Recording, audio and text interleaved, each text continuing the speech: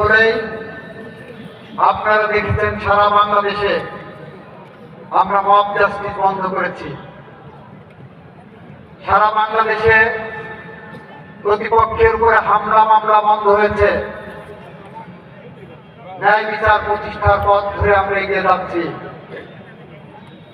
তবে সেই পথে সেটাকে যদি আমাদের কেউ দুর্বলতা ভাবতেই পারে, আমরা আইনকে তার আইনের মতো করে প্রয়োগ করব।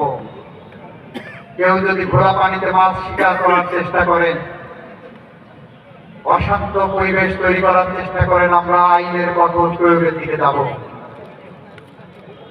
শোলকুপায় সারের ব্যাপারে অনেক বদনাম আছে। আমরা আপনাদের আশ্বস্ত করতে চাই, যে কোনো কালোবাজারি কঠিন হস্তে দমন করা হবে।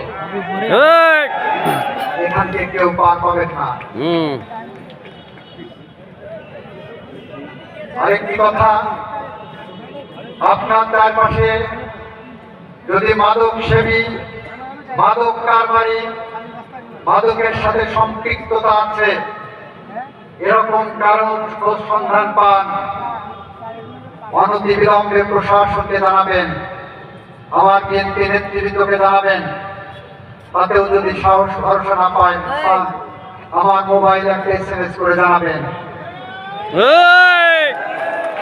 আগামী 6 মাসের মধ্যে শোলকুপার মাদকের 20 দাঁত আমরা ভেঙে ফেলতে চাই।